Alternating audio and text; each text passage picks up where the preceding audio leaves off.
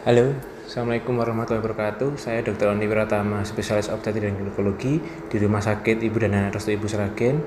Kali ini kita akan membagikan pada teman-teman, sahabat, bunda yang sedang hamil dengan riwayat operasi sebelumnya bedah sesar, mungkin ingin melakukan persalinan yang nyaman, aman setelah melakukan riwayat operasi sesar sebelumnya.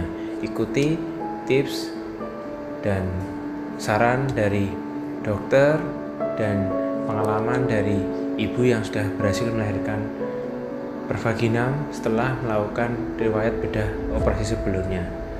Jadi tetap semangat, sukses VBASI, insya Allah bisa.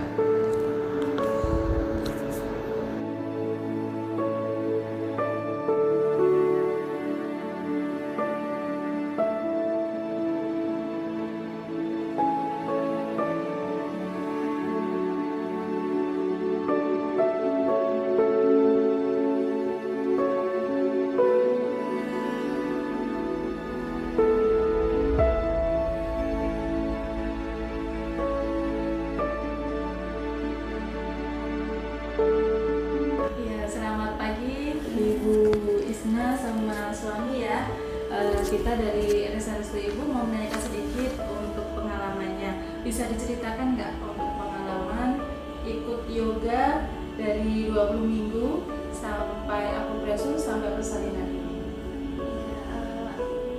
Sebelumnya terima kasih ke Ibu yang sangat membantu mendukung mulai dari 20 minggu ikut yoga, terus aku pressure juga di dekat HPL itu. Terusan ini sih ngasih banyak sugesti positif kan, pas kalau misalkan yoga itu kan diceritain, terus diajarin supaya tetap sehat gitu.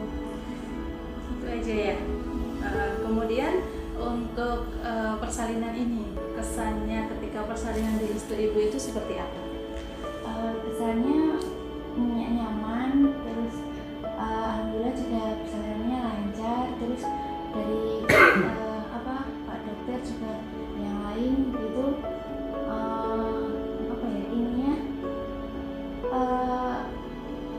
meyakinkan kalau bisa gitu. Motivasi ya. Iya. Iya gitu. Jadi sangat nyaman sekali seperti itu. Kemudian untuk harapan ke teman-teman yang sedang hamil kayak gitu, untuk ikut yoga sama untuk menjadikan Restu Ibu sebagai pilihan saat persalinan itu seperti apa?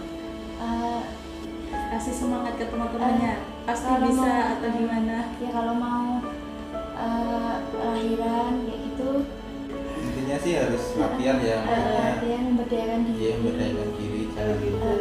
Terus Harus semangat, Harus nggak boleh semangat. males ya. Itu nggak boleh males-malesan kayak gitu. Apalagi Mbak Isna dengan riwayat Iya. bekas satu kali. Iya, satu kali. Anak pertama. Iya. Kemudian untuk Dokter Oni, untuk persalinan VBAC sendiri, bagaimana dari sisi medisnya dok? Jadi kalau untuk persalinan VBAC atau vaginal birth after cesarean, atau ada juga namanya TOLAC, jadi trial of labor after cesarean, hampir sama. Jadi itu intinya adalah kita lahiran setelah riwayatnya sebelumnya adalah bekas sesar ya. Jadi ini Bu Nur Isna sama Bapak ini adalah satu contoh pasangan yang berhasil memberdayakan dirinya berdua. Intinya dari suami bisa meyakinkan istri juga bisa merelaksasi diri sendiri, mengafirmasi diri sendiri, yang outcome-nya adalah rahim Mbak Nur Isna itu bisa terjadi tanda-tanda persalinan secara alami. Karena kalau VBAC kita betul-betul murni tidak boleh memberikan obat pemicu kontraksi rahim. Jadi hormonnya itu atau oksitosinnya itu harus betul-betul muncul alami. Nah di sini selain tadi suami mendukung, Bu Nur Isna juga bisa mensugesti diri sendiri terus, mengafirmasi diri sendiri terus. Di sini juga kita lakukan bantuan dengan akupresur di titik-titik tertentu yang bisa menyebabkan terjadinya rangsangan oksitosin alami.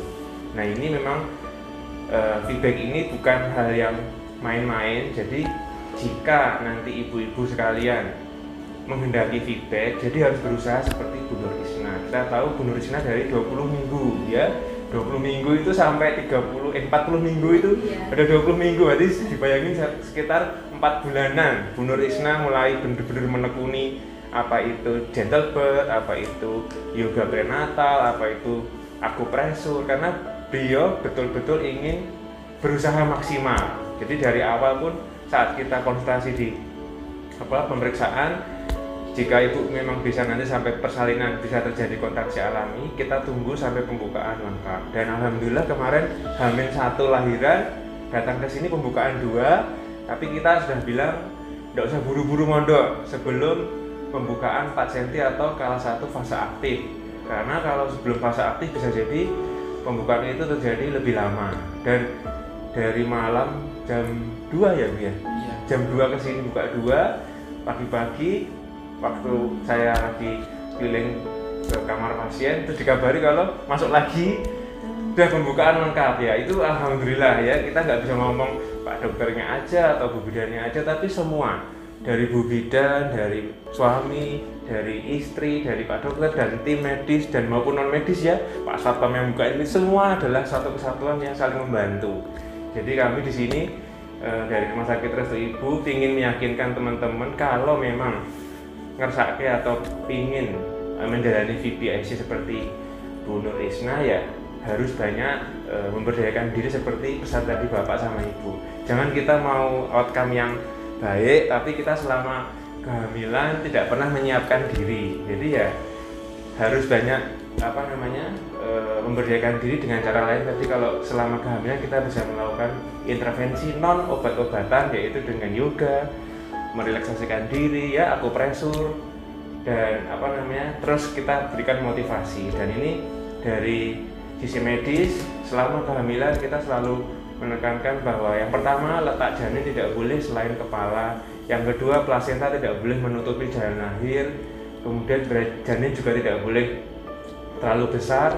Dan saat pemeriksaan kadang-kadang kita melihat tempat jahitan yang lama, jika masih aman untuk terjadi persalinan kita tetap menunggu sampai terjadi persalinan spontan. Jadi untuk yang mau VBIC selain memang sudah persiapan, jangan buru-buru. Seperti Mbak Nur ini berapa? 40 minggu 2 hari, jadi agak kelewat dari HPL 2 hari. Ingat HPL bukan harus lahir tapi prediksi lahir, jadi bisa jadi dari HPL sampai lahir bisa mundur 1-2 minggu, karena dari menstruasi terakhir sampai terjadi persalinan itu sampai terjadi pembuahan ada waktu 2 minggu, jadi tidak langsung.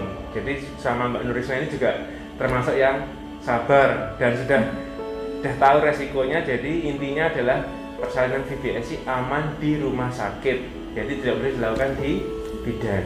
Ya, kita pun di sini dengan pemantauan ketat, setelah 24 jam baru Bu Nur Isna boleh pulang. Ya insya Allah nanti bisa pulang sama Bapak. Selamat semua, sehat ibu dan bayinya.